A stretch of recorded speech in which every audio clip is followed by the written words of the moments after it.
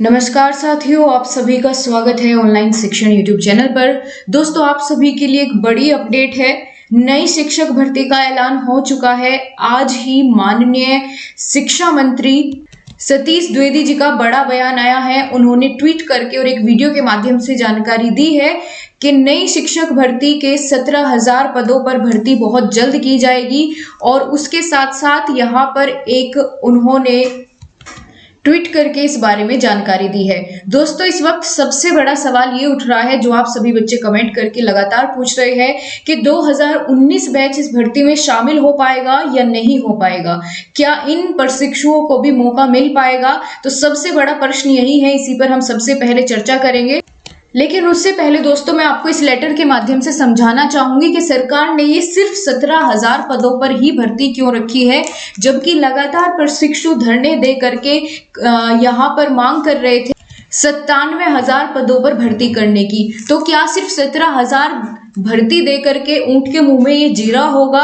क्योंकि इतने सारे प्रशिक्षु हैं जो अपना UP TET C TET pass करे ऑलरेडी बैठे हैं। बहुत सारे बैचेस के 19 बैच से पहले जो सीनियर्स है वो भी इस भर्ती की प्रतीक्षा में थे और साथ साथ अब कतार में 2019 बैच भी है। तो यहाँ पर देखिए, डॉक्टर सतीश द्विवेदी जी शिक्षा मंत्री का कहना ये है कि यहाँ पर 69,000 शिक्षक भर्ती की जो प्रक्रिया हुई थी उसमें आरक्षण की विसंगति को दूर करने के लिए जो परीक्षार्थी थे उनके साथ यहाँ पर थोड़ी सी दुविधा हो गई थी।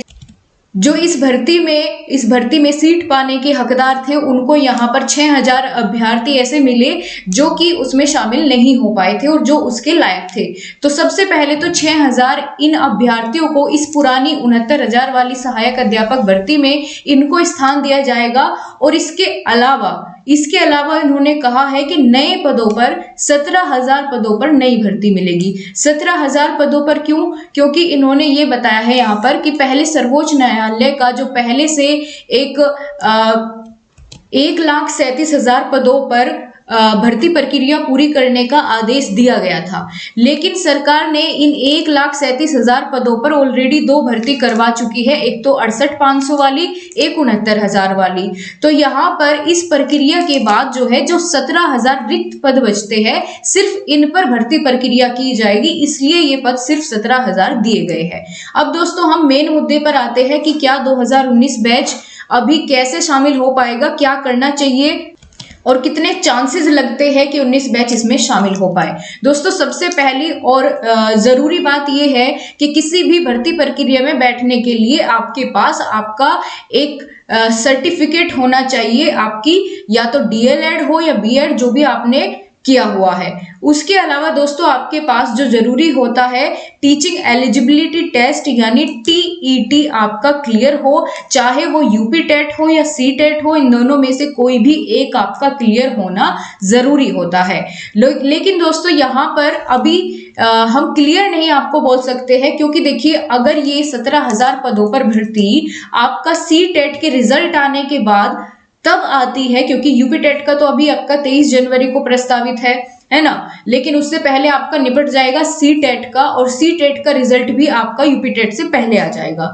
तो यानी अगर आपका सी टेट का रिजल्ट पहले आ जाता है इस भर्ती का जीओ जारी होने से, तो यानी आप उसमें बहुत आराम से इन 17,000 पदों पर की भर्ती में आप लोग शामिल हो पाएंगे, डीएलएड 2019 बैच वाले।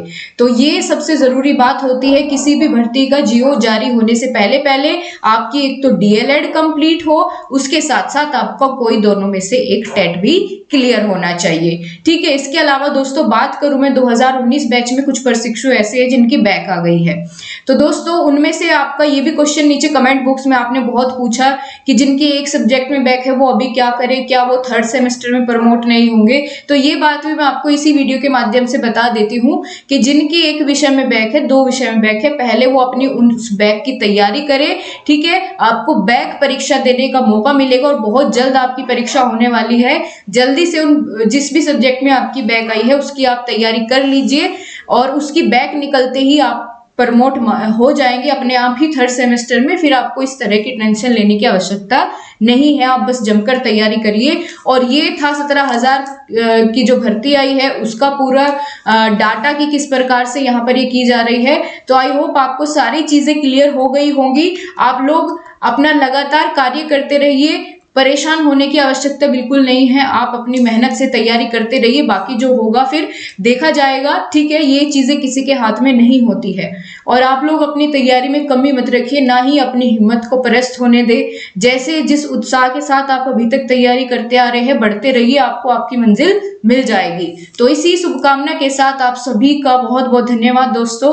अपने सभी मित्रों को इस बात की जानकारी अवश्य ही दे। आपसे फिर मुलाकात होगी, तब तक के लिए नमस्कार, जय हिंद, वंदे मातरम।